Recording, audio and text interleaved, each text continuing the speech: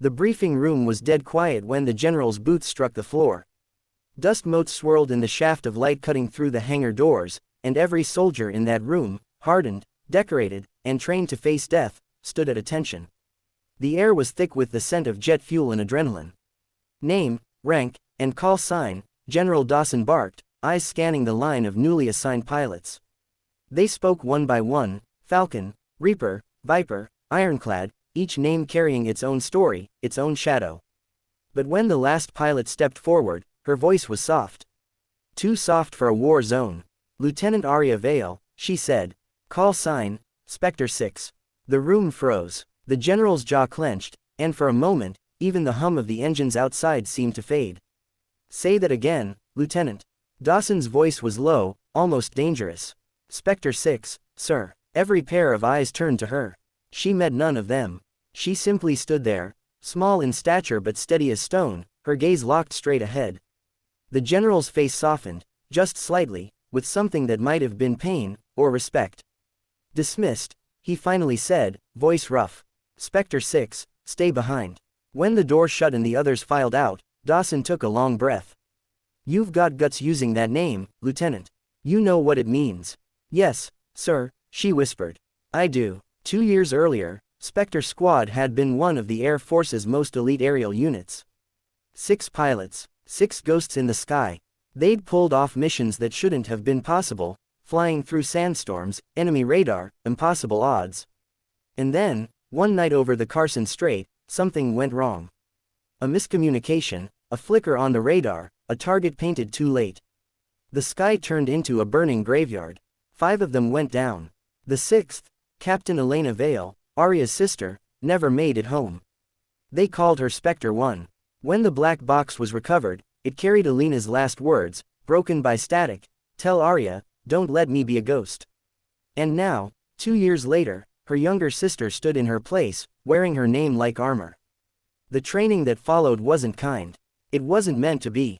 Arya was a prodigy, sharp reflexes, perfect aim, but she was also reckless.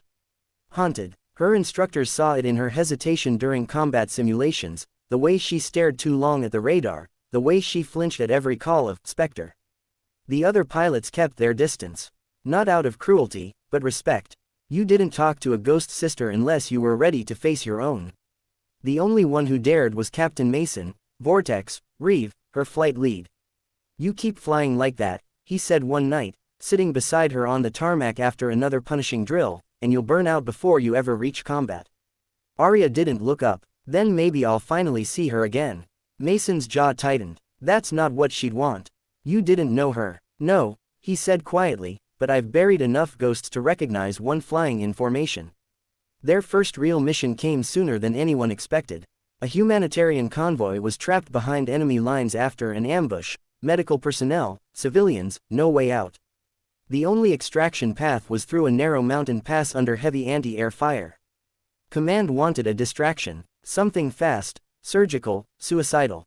They sent Specter flight. As they prepped for launch, the hangar lights dimmed to red. Engines roared to life, the air vibrating with fury and fear.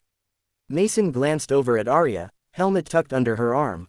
You sure about this? He asked. She nodded. Specter 6 is ready. The name rolled through the comms, and for a heartbeat, everyone fell silent again, remembering the squad that came before, the ghosts. Who never came home. When they took off, the sky was bruised with storm clouds. Lightning split the horizon. Their formation dove into the canyons, radar signatures flickering like whispers. Specter flight, this is command, the radio crackled. Eyes on target. You are cleared to engage. The air lit up with tracer fire. Missiles screamed past their wings. One wrong move meant nothing left to recover. Arya's pulse pounded in her ears. Every shadow, every sound, it felt too familiar. The last time she'd heard it, her sister's voice had been on the other end. She banked hard left, missiles locking onto her tail. Mason's voice cut through the static. Specter 6, you've got hostiles on your 6.